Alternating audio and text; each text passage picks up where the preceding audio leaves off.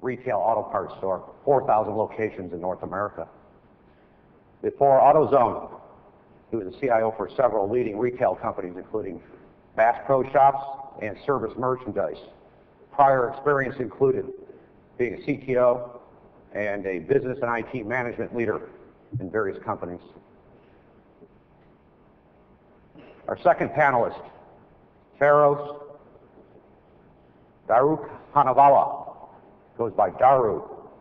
He's Vice President and CTO for Digital and Communication Technology at British Petroleum. His team matches external technology innovation to BP's business requirements using a venture capital type approach to rapid adoption. He's led integration programs with some major mergers between BPO and Amoco, and also the acquisition of Arco. And previously, he was the Director of Global IT Services for the BP Group, and also Functional Chief of BP Exploration globally, and various other senior leadership positions in IT. Our third panel member, Sandeep Chauhan, CIO and Global Head of Application Delivery for Barclays Bank PLC. There he leads the execution of the corporate vision and strategy for global applications delivery to help Barclays realize their global growth ambitions. There's 20 years experience in developing and implementing IT strategy within global banking and finance organizations. And previously, he held positions at Morgan Stanley as a CIO and at Citigroup. So our format today is as follows. We will all present for a period and then take question and answer from the audience.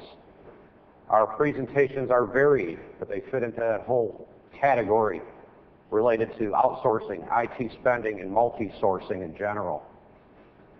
And I think that this journey is going to be very, very valuable for the service providers in the room, and for any end-user organizations in the room, and any other stakeholders to the IT industry in general. We're going to talk about some major trends that will really impact what's going to happen over the next 5 years in IT, and it's going to be explosive. So when we talk about multi-sourcing, there's nothing new there. Companies have been multi-sourcing for decades. When they're multi-sourcing for physical things, like PCs, or for software, it tends to be a very straightforward operation. The problem with multi-sourcing is when you apply it to IT services, because there's typically a mismatch between expectations and what the reality is of what you're going to get when you move from a sole provider format to a multi-sourced environment. Or if you move from being in-sourced to using multiple providers all of a sudden. We find that internal IT organizations are often very, very challenged to manage these folks. They're good at service delivery. And retasking those people from service delivery to managing service providers is a totally different discipline. So those organizations that practice multi-sourcing as a discipline will be successful, and those folks that multi-source will probably be very, very troubled. And if you're a service provider in the room today, you're going to find that those organizations that don't have their act together with disciplined multi-sourcing are probably not going to be the best clients after you sign the deal.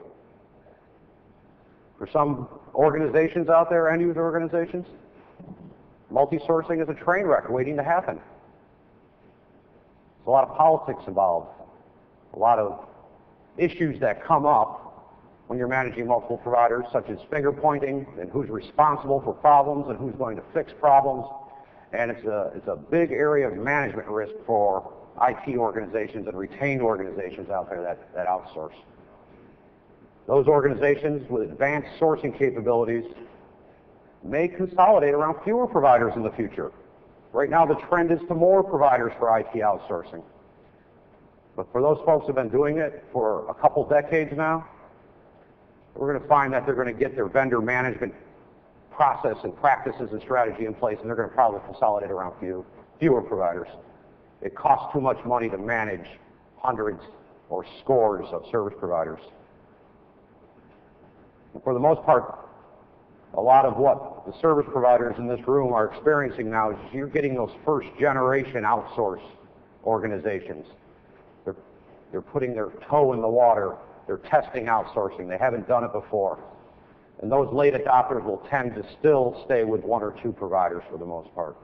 Still multi-source, but they're not going to have 10 providers depending on who they are and in general.